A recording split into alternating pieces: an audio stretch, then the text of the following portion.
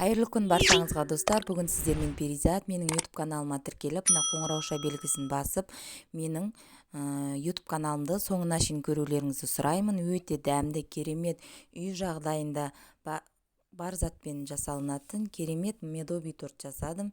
Сіздер де жасап көрулеріңізді ұсынамын. Жұмсақ, керемет, қонақ келсе немесе өздеріңіз шайға ішкенге қолдансаңыздар өте дәмді болып шығады. Үйдегі қарапайым заттармен ғана жасалынатын медоби торт.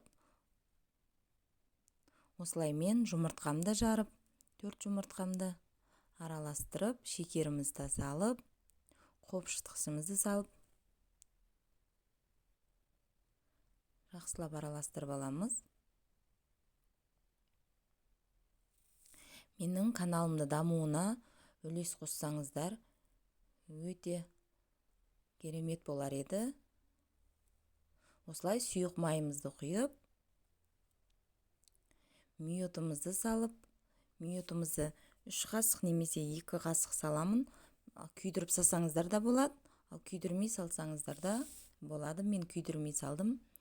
Осылай ұнымызды міндетті түрде електен өткізіп, дайындап аламыз. Мен құрамының бәрін описание бөлімінде қалдырамын. Сол жерден қарап жасасаңыздар болады. Міндетті түрде жұмсақ, керемет болып шығады. Ауызға салса ерейтіндей болып. Осылай қасығымыздың көмегімен жақсылап араластырып аламыз. Міне пирогтан сәл қоюлау болады. Осылай мен тоңазытқышта 15 минут немесе 20 минут қамырымды тынықтырып аламын. Енді осылай пергаментный қағазға 2 немесе 3 қасықтан сала отырып, қамырымызды домалақ етіп жайып алатын боламын. Осы арада мен пешімді қыздырып қойдым 180 градуста.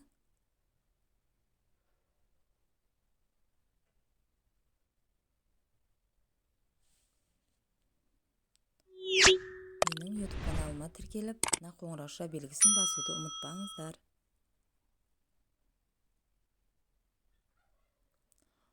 Осылай шет-шетін бәрін тегістеп жайып аламыз. Ал екіншісін де көрсетейін. Осылай 2 немесе 3 қасықтан сала отырып, менде 4 корж шықты.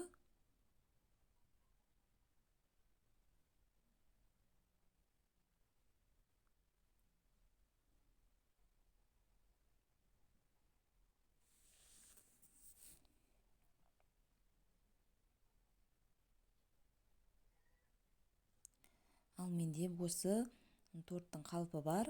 Осылай шет-шетін алып формасын домалақ етіп аламын. Ал шет-шетін бәрін қазір торттың бетін сәндегенге алып қаламын. Не керемет болып пісті.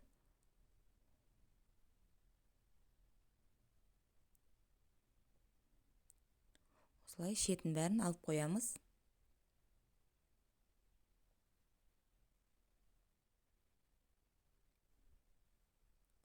Ал енді біз сүтімізді құйып, шекерімізді салып,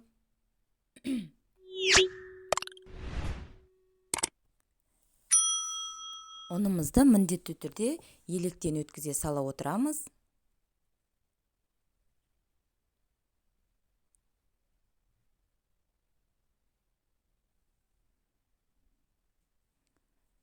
Осылай түйіршігі кеткенше жақсылап араластырып аламын. Түйіршігі қалмау қажет. Міне көріп тұрғандарыңыздай түйіршік қалмады. Осылай енді баяу отта пісіріп алатын боламын. Астын баяу етіп, осылай жақсылап араластырып тұруымыз қажет. Онда асты жабысып қалады.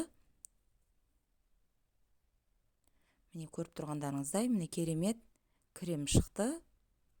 Ал енді біз корждарымызды жайғастыратын боламыз. Осылай астына жағып, 4 коржымызды арасына мен ыстықтай крем жағамын. Сол себепті жұмсақ, өте дәмді, ауызға салса ерейтіндей болады.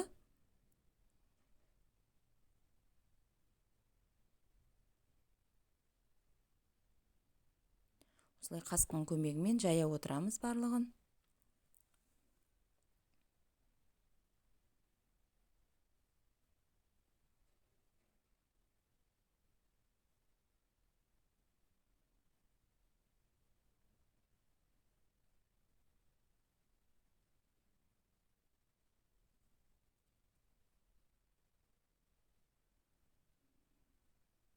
Менің видеомды соңына шейін көрулеріңізді сұраймын.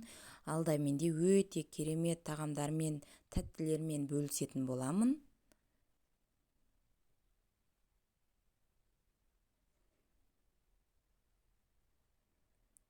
Осылай жайып алдым. Ал мен шет-шетін пеште пісіріп алдамын.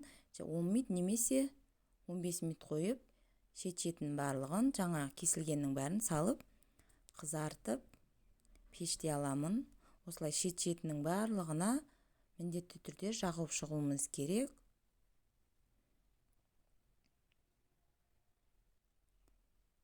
Осылай шет-шетін бәрін пісіріп алдым. Қалайтып, осылай бетін сәндейтін боламыз. Менің YouTube каналыма тіркеліп, лайк басып, комментарий жазып, соңына шейін көрулеріңізді сұраймын. Сіздермен болған перизат өте керемет медовый тортымыз болады.